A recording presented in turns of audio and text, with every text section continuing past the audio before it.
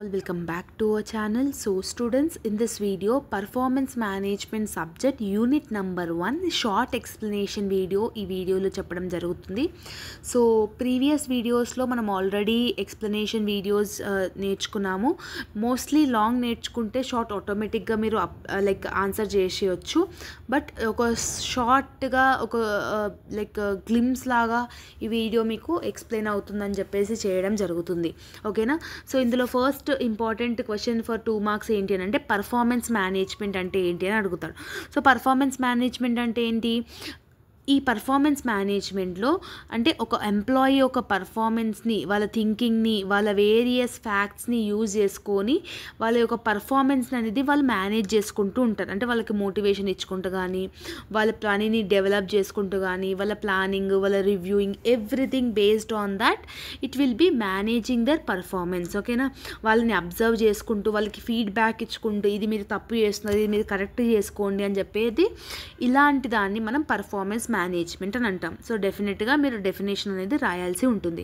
Scope of performance మేనేజ్మెంట్లో మొత్తం ఏవైనా ఒక 4 గురించి రాయండి. ఇందులో ఫ్రేమింగ్ రివార్డ్ అంటే ఒక పర్ఫార్మెన్స్ ఒక ఎంప్లాయీ మంచిగా చేసినప్పుడు వాళ్ళకి రివార్డ్ ఇస్తే ఏమవుతుంది, నెక్స్ట్ టైం ఇంకా బాగా చేస్తారు వాళ్ళని మెచ్చుకుంటే.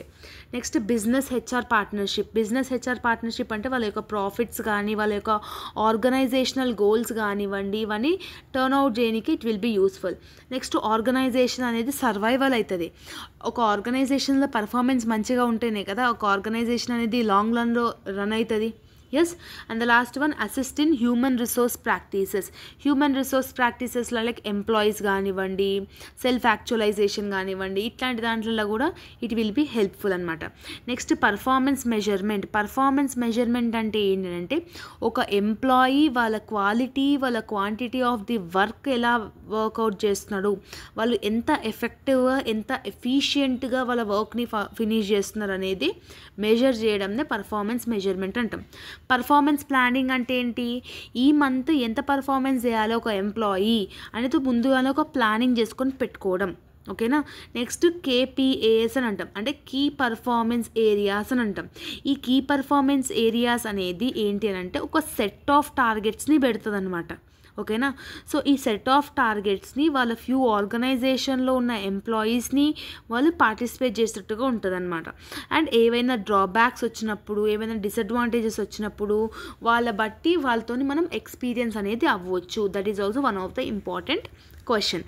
నెక్స్ట్ ఏంటి? Performance targets. అంటే పర్ఫార్మెన్స్ టార్గెట్స్ అంటే ఒక స్పెసిఫిక్ గోల్స్ పెట్టడం, టార్గెట్స్ని పెట్టడం. ఎస్. సో ఇండివిజువల్గా కానీ, టీమ్గా లాగా కానివ్వండి, లేదంటే వాళ్ళ యొక్క గోల్స్ని రీచ్ అవ్వడానికే డిఫరెంట్ సెట్ ఆఫ్ పర్ఫార్మెన్స్ అనేది పెట్టుకుంటారు. నెక్స్ట్ రోల్ క్లారిటీ అంటాం.